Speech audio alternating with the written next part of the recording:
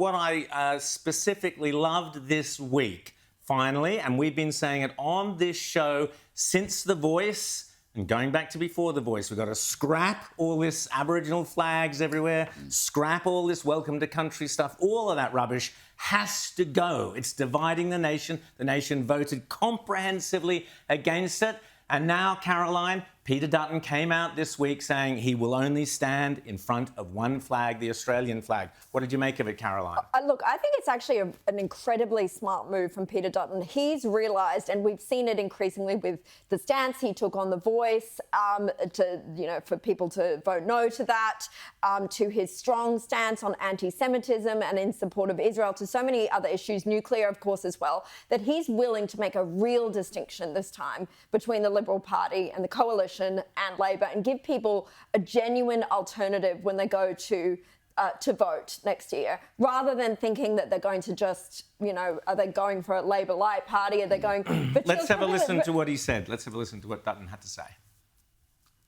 No grab. OK, we don't have a grab there. There you go. It's the last show of the year, so we're allowed to get away with this sort of thing. But what he actually came out, and we'll play it later on in the show, he actually came out and said that, James, that he would only stand in front of the Australian flag. Oh, what a terrific thing to hear from a future Prime Minister. And Labor's response has been so disingenuous. Linda Burney said, well, he didn't support The Voice, so why would he stand in front of the Indigenous flags? Does she not know 60% of Australians did not support The Voice? As Caroline said, this is smart politics. Anthony Albanese said it doesn't cost much to show respect. Well, it does, because every time we do a welcome to country, it costs. Do you know New South Wales taxpayers were going to be up for $25 million for that flagpole on the Sydney Harbour Bridge to wave the Indigenous flag? Now, it cost less in the end, but for Anthony Albanese to say it doesn't cost much to show respect, the problem Australians have is we do respect Indigenous culture, but we pay every time we are made to show respect. And I think I'm glad you've got your economic hat on this morning, James, but I would say it costs more than just money. I would say it costs Indigenous Australians every time we virtue signal. It's a false claim.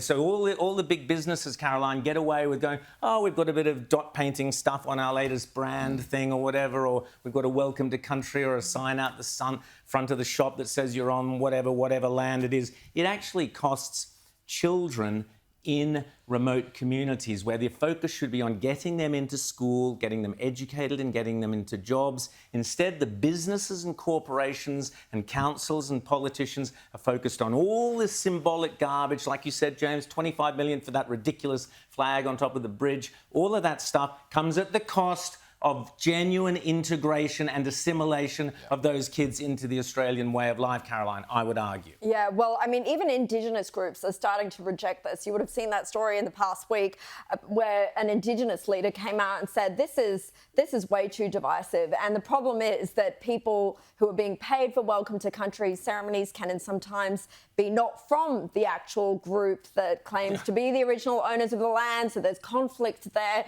Why are they being paid when it's supposed to be a genuine welcome?